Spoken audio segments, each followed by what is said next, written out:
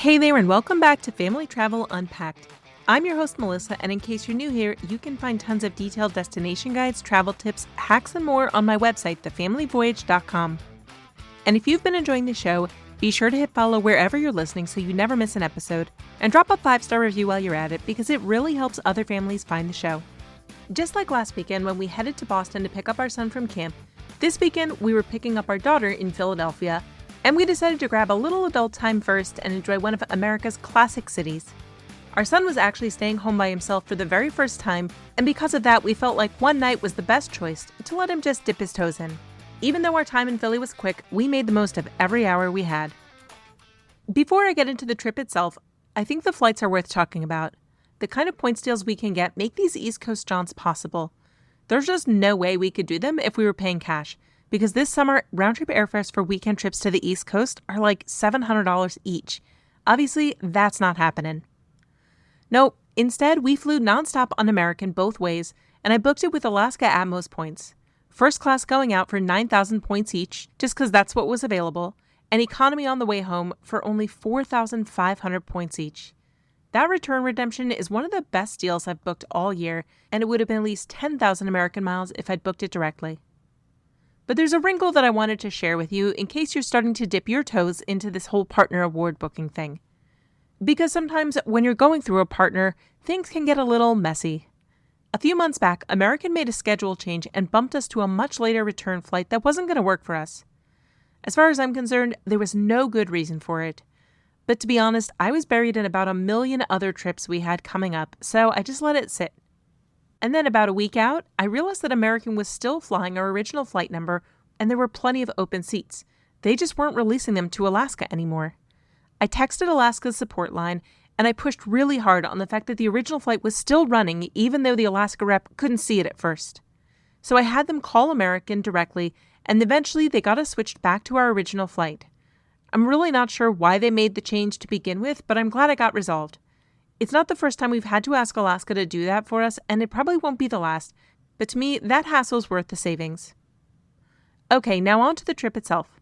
My husband's college best friends used to live in Philly, so we've visited the city a bunch of times over the years, both as a couple and with the kids.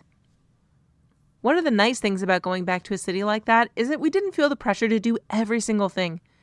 We've already done a lot of it, and we know it's easy enough for us to get back in the future. On past trips when we had the kids with us, we've hit the Franklin Institute and the Academy of Natural Sciences at Drexel, which are both great with younger kids. We also went to the Museum of the American Revolution on a previous visit, and that has way more interactive stuff than you'd expect from a history museum, so I definitely recommend it. It's really cool, and I want to do it again at some point now that the kids are older.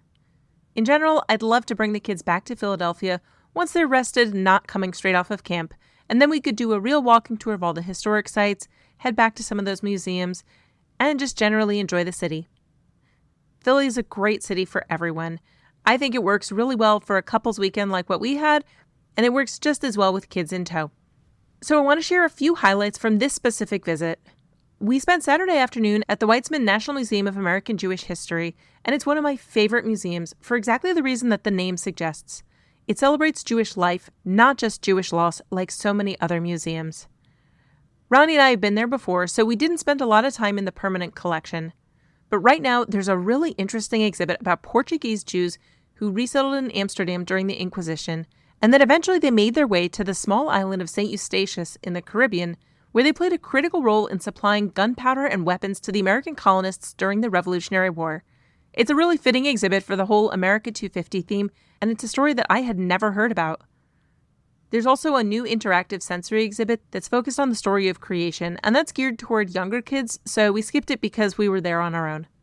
Now, the second highlight, and a confession. I almost never travel for food. That's really just my husband's domain. But there are some things I can't resist. One of the appeals of going back to Philly was to have dinner at Zahav, which is one of our favorite restaurants in the whole country. It's the flagship location for Chef Michael Solomonov's CookNSolo group. They serve up a spectacular Israeli tasting menu, which is definitely a splurge at $90 per person.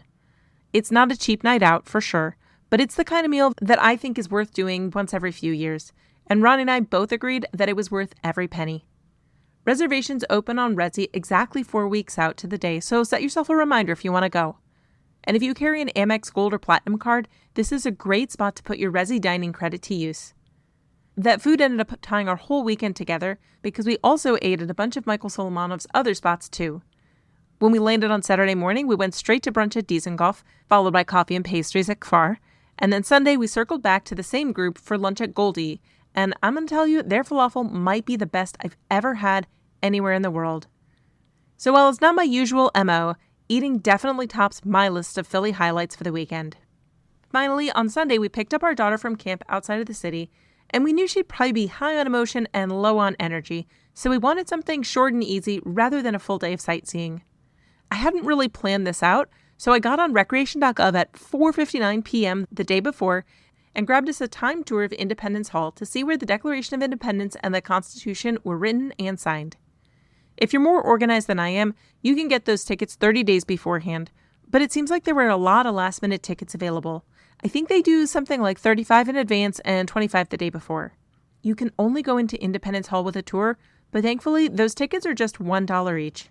And my daughter doesn't have the longest attention span, so she was really relieved that the whole tour is only 25 minutes.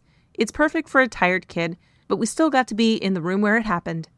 There's also a small one-room museum on site that has original documents, and it's worth the extra 10 minutes you'll spend. We walked across the street for the Liberty Bell next. No time tickets there, so we had to wait in line for about 20 minutes, which is pretty typical for a summer Sunday. Last time we visited, our daughter was 3 and she slept through the whole thing in the stroller, so I'm glad she got a do-over, even if it was quick. Now I'll be honest, it's been a few years and I forgot how much I just love strolling around Philadelphia. It's got the big city vibe, but it's not huge like New York, and there's so many really pretty areas. We stayed near Rittenhouse Square, and Saturday morning we wandered straight into the big farmers market. It's a lively, walkable neighborhood, and it's packed with restaurants and shops. It reminded me why Philadelphia is such a great weekend getaway option. There's always something to do literally around every corner. One thing I want to mention about the Rittenhouse location is that it put us a longer walk from the old city historic sites. Our timing was pretty tight the whole weekend, so we drove way more than I had planned given how compact the city is. If your main goal for visiting is those historic sites like Independence Hall and the Liberty Bell, a hotel closer to the old city is probably going to save you some back and forth time. As for the hotel itself, if you're a regular listener, you're not going to be surprised to hear that we stayed at the Hyatt Centric Rittenhouse Square using a free night certificate from one of our Hyatt credit cards. I know those certificates get some flack from other content creators for being limited to categories 1 through 4, but a Saturday night in the city runs at least $250 in the summer, and it could even push $300. So I will happily take that trade every single time. The hotel was really nice, and my husband tells me that there are 4 Peloton Bike Pluses in the gym, and they all worked, which is like a dream come true for him. By the way, in case you don't know, you can get 100 Hyatt points for every ride you do at the hotel gym after you link your accounts. So Ronnie earns his keep that way. Truly, I think Philadelphia is a great city for everyone.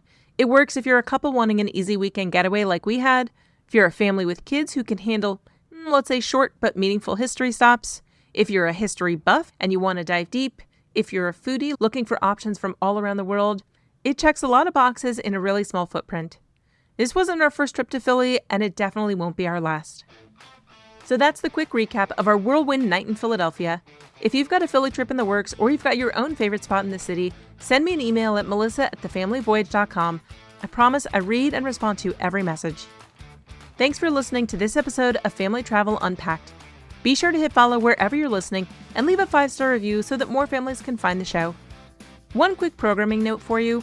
I'm still in the traveling every weekend part of the summer, so I'm not 100% sure I'll have an episode for you next Tuesday. I might just give myself the week off. But stay tuned so you and I can find out together. Whether it's next week or the one after, until next time, safe travels.